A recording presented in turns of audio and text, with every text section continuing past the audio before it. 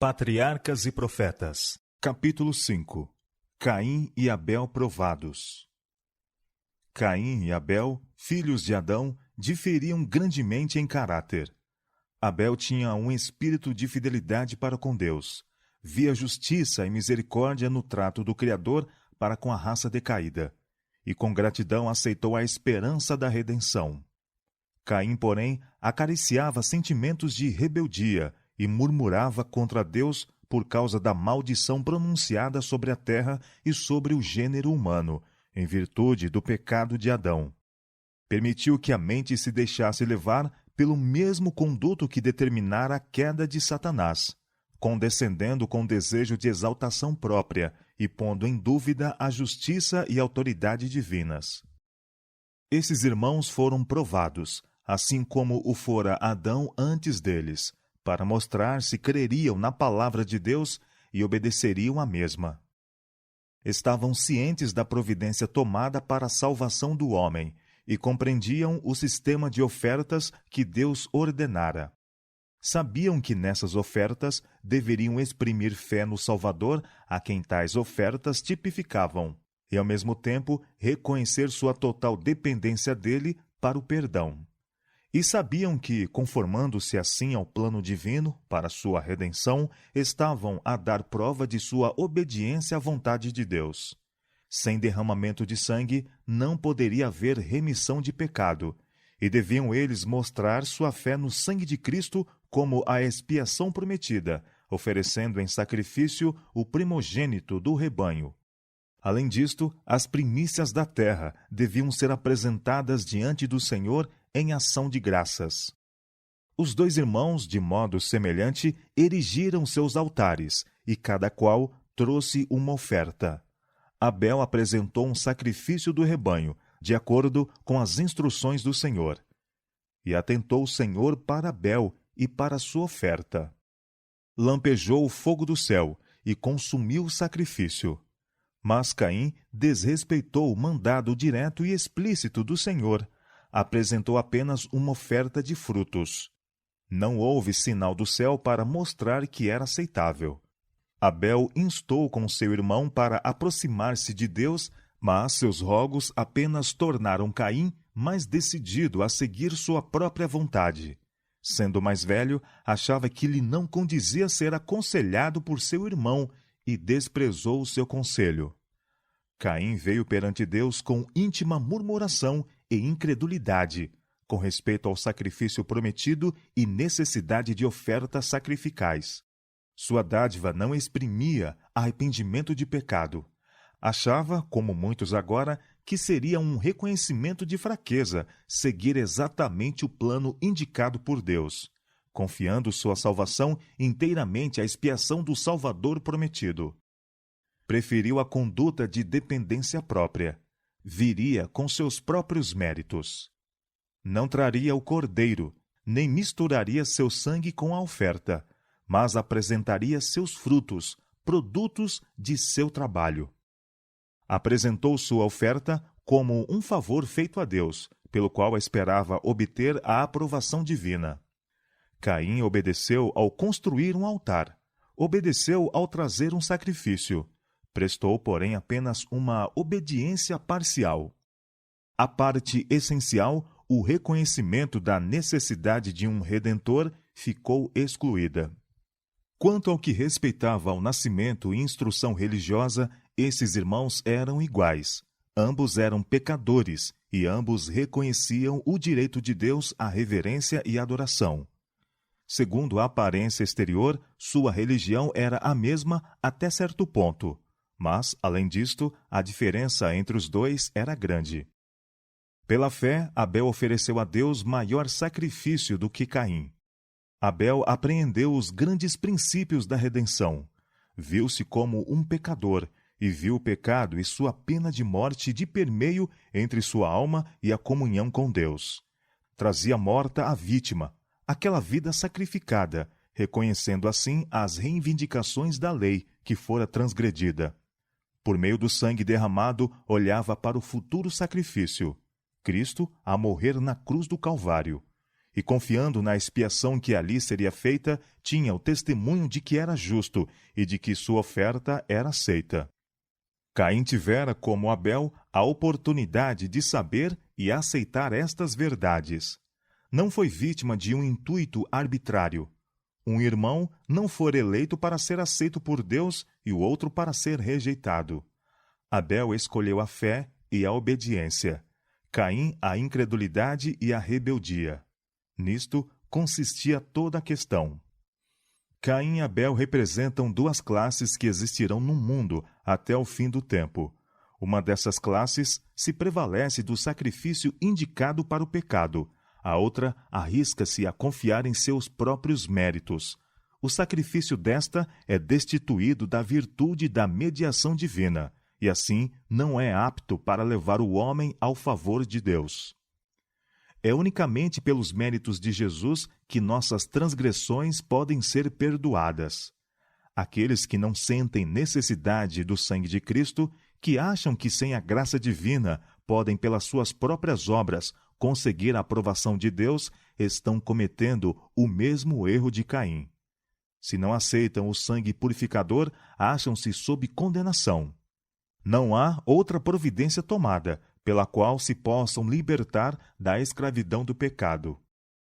A classe de adoradores que segue o exemplo de Caim inclui a grande maioria do mundo, pois quase toda a religião falsa tem se baseado no mesmo princípio, de que o homem pode confiar em seus próprios esforços para a salvação.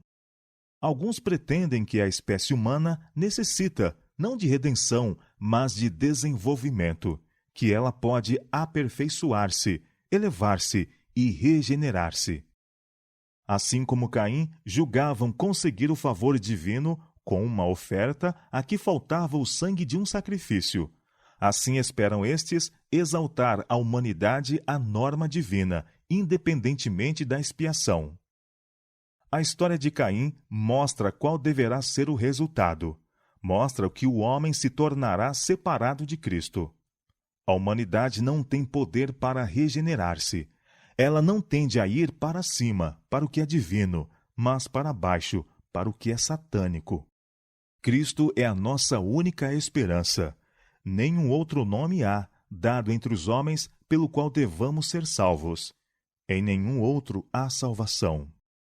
A verdadeira fé, que confia inteiramente em Cristo, manifestar-se-á pela obediência a todos os mandamentos de Deus. Desde o tempo de Adão até o presente, o grande conflito tem sido com referência à obediência à lei de Deus. Em todos os séculos, houve os que pretendiam ter direito ao favor de Deus, mesmo enquanto estavam a desatender algumas de suas ordens. Mas as Escrituras declaram que pelas obras a fé foi aperfeiçoada e que, sem as obras da obediência, a fé é morta. Aquele que faz profissão de conhecer a Deus e não guarda os seus mandamentos é mentiroso, e nele não está a verdade. Quando Caim viu que sua oferta era rejeitada, ficou irado com o Senhor e com Abel. Ficou irado de que Deus não aceitasse o substituto do homem em lugar do sacrifício divinamente ordenado. E irado com seu irmão por preferir obedecer a Deus a unir-se em rebelião contra ele. Apesar do descaso de Caim pelo mandado divino, Deus não o deixou entregue a si, mas condescendeu em arrazoar com o homem que tão sem razão se mostrara. E o Senhor disse a Caim: Por que te iraste? E por que descaiu o teu semblante? Por meio de um mensageiro angélico foi transmitida a advertência divina. Se bem fizeres, não haverá aceitação para ti? E se não fizeres bem, o pecado jaz à tua porta. A escolha dependia de Caim mesmo. Se confiasse nos méritos do Salvador prometido e obedecesse às ordens de Deus, gozaria de seu favor. Mas, se persistisse na incredulidade e transgressão, não teria motivos de queixa por ser rejeitado pelo Senhor. Mas, em vez de reconhecer o seu pecado, Caim continuou a queixar-se da injustiça de Deus e acalentar inveja e ódio a Abel. Rancorosamente censurou seu irmão e tentou arrastá-lo à controvérsia com respeito ao trato de Deus para com eles. Com mansidão, Se bem que destemida e firmemente, Abel defendeu a justiça e bondade de Deus. Indicou o erro de Caim e procurou convencê-lo de que a falta estava com ele. Acentuou a compaixão de Deus ao poupar a vida de seus pais, quando ele os poderia ter punido com morte instantânea, e insistiu em que Deus os amava, ou então não haveria dado a seu filho, inocente e santo, para sofrer a pena em que eles tinham incorrido. Tudo isso fez com que a ira de Caim mais se acendesse. A razão e a consciência lhe diziam que Abel tinha razão. Mas ele estava enraivecido de que aquele que estivera acostumado a atender seus conselhos pretendesse agora discordar dele e de que não pudesse ganhar simpatia em sua rebeldia. No furor de seu ódio, matou o irmão. Caim odiou e matou o irmão, não por qualquer falta que Abel houvesse cometido, mas porque as suas obras eram más e as de seu irmão justas. Assim, em todos os tempos, os ímpios têm odiado os que eram melhores do que eles. A vida de Abel, de obediência e inabalável fé, era para Caim uma reprovação perpétua. Todo aquele que faz o mal aborrece a luz e não vem para a luz, para que suas obras não sejam reprovadas. Quanto mais brilhante for a luz celestial, que se reflete do caráter dos fiéis servos de Deus, tanto mais claramente se revelam os pecados dos ímpios, e mais decididos serão seus esforços para destruir os que lhes perturbam a paz. O assassínio de Abel foi o primeiro exemplo da inimizade que Deus declarou existiria entre a serpente e a semente da mulher, entre Satanás e seus súditos, e Cristo e seus seguidores. Por meio do pecado do homem, Satanás ganhara domínio sobre a raça humana, mas Cristo a habilitaria a sacudir este jugo. Quando quer que, pela fé no Cordeiro de Deus, uma alma renuncie o serviço do pecado, acende-se a ira de Satanás. A vida santa de Abel testificava contra a pretensão de Satanás de que é impossível ao homem guardar a lei de Deus. Quando Caim, movido pelo espírito do maligno, viu que não podia dominar Abel, irou-se de tal maneira que lhe destruiu a vida. E onde quer que haja alguém que esteja pela reivindicação da justiça da lei de Deus, o mesmo Espírito se manifestará contra ele. É o Espírito que, através de todos os séculos, acendeu a fogueira ardente para os discípulos de Cristo. Mas essas crueldades amontoadas sobre os seguidores de Jesus são instigadas por Satanás e sua hoste, porque não podem eles obrigá-los a sujeitar-se ao seu domínio. É a cólera de um adversário vencido. Todo mártir por Jesus morreu como vencedor. Diz o profeta: eles o venceram, aquela antiga serpente, chamada o Diabo e Satanás, pelo sangue do Cordeiro e pela palavra do seu testemunho, e não amaram as suas vidas até a morte. Caim, o homicida, logo foi chamado para responder por seu crime. E disse o Senhor a Caim: onde está Abel, teu irmão? E ele disse: não sei, sou eu o guardador de meu irmão? Caim tinha avançado tanto no pecado que perdera a intuição da contínua presença de Deus e de sua grandeza e onisciência. Assim recorreu à falsidade para esconder a sua culpa. De novo diz o Senhor a Caim: que fizeste? A voz do sangue do teu irmão clama a mim desde a terra. Deus dera a Caim oportunidade para confessar seu pecado. Tivera tempo para refletir, compreendera a enormidade da ação que praticara e da falsidade que proferira para a ocultar, mas ainda foi rebelde, e a sentença não mais se procrastinou. A voz divina que tinha sido ouvida em solicitações e admoestações pronunciou as terríveis palavras: e agora, maldito és tu desde a terra, que abriu a sua boca para receber da tua mão o sangue do teu irmão. Quando lavrares a terra, não te dará mais a sua força. Fugitivo e vagabundo serás na terra. Apesar de Caim, pelos seus crimes, haver merecido a sentença de morte, um Criador misericordioso ainda lhe poupou a vida e concedeu-lhe oportunidade para o arrependimento. Mas Caim viveu apenas para endurecer o coração, para acoroçoar a rebelião contra a autoridade divina e tornar-se o chefe de uma linhagem de pecadores ousados e perdidos. Esse único apóstata, dirigido por Satanás, tornou-se o tentador para outros, e seu exemplo e influência exerceram uma força desmoralizadora, até que a terra se corrompeu e se encheu de violência a ponto de reclamar a sua destruição. Poupando a vida do primeiro homicida, Deus apresentou diante de todo o universo uma lição que dizia respeito ao grande conflito. A tenebrosa história de Caim e seus descendentes foi uma ilustração do que teria sido o resultado de permitir ao pecador viver para sempre, para prosseguir com sua rebelião contra Deus. A paciência de Deus apenas tornou o ímpio mais ousado e desafiador em sua iniquidade. 15 séculos depois de pronunciada a sentença sobre Caim, o universo testemunhou os frutos de sua influência e exemplo no crime e corrupção que inundaram a terra. Tornou-se manifesto que a sentença de morte pronunciada contra a raça decaída pela transgressão da lei de Deus era não somente justa, mas misericordiosa. Quanto mais vivessem os homens em pecado, mais perdidos se tornariam. A sentença divina, abreviando uma carreira de desenfreada iniquidade e livrando o mundo da influência dos que se tornaram endurecidos na rebeldia, era uma bênção e não maldição.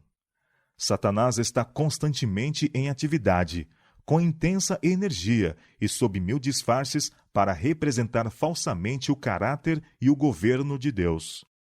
Com planos extensos e bem organizados e com poder maravilhoso, está ele a agir para conservar sob seus enganos os habitantes do mundo. Deus, o ser infinito e todo sabedoria, vê o fim desde o princípio, e ao tratar com o mal, seus planos foram de grande alcance e compreensivos. Foi o seu intuito não somente abater a rebelião, mas demonstrar a todo o universo a natureza da mesma. O plano de Deus estava a desdobrar-se, mostrando tanto sua justiça como sua misericórdia, e amplamente reivindicando sua sabedoria e justiça em seu trato com o mal. Os santos habitantes de outros mundos estavam a observar com mais profundo interesse os acontecimentos que se desenrolavam na terra. Na condição do mundo que existira antes do dilúvio, viram o exemplo dos resultados da administração que Lúcifer se esforçara por estabelecer no céu, rejeitando a autoridade de Cristo e pondo à parte a lei de Deus. Naqueles arrogantes pecadores do mundo antediluviano, viram os súditos sobre os quais Satanás exercia domínio. Os pensamentos do coração dos homens eram só maus continuamente. Cada emoção, cada impulso e imaginação estavam em conflito com os divinos princípios de pureza, paz e amor. Isto foi um exemplo da terrível depravação resultante da astúcia de Satanás, de remover das criaturas de Deus a restrição de sua santa lei. Pelos fatos manifestos no andamento do grande conflito, Deus demonstrará os princípios de suas regras de governo, que foram falsificadas por Satanás e por todos os que ele enganou. Sua justiça será finalmente reconhecida pelo mundo inteiro, embora este reconhecimento haja de se fazer demasiado tarde para salvar os rebeldes. Deus tem consigo a simpatia e a aprovação do universo inteiro, enquanto passo a passo seu grande plano avança para o completo cumprimento. Tê-la-á consigo na extirpação final da rebelião. Ver-se-á que todos os que abandonaram os preceitos divinos colocaram-se ao lado de Satanás em luta contra Cristo. Quando o príncipe deste mundo for julgado e todos os que com ele se uniram participarem de sua sorte, o universo inteiro, como testemunha da sentença, declarará: justos e verdadeiros são os teus caminhos, ó Rei dos Santos.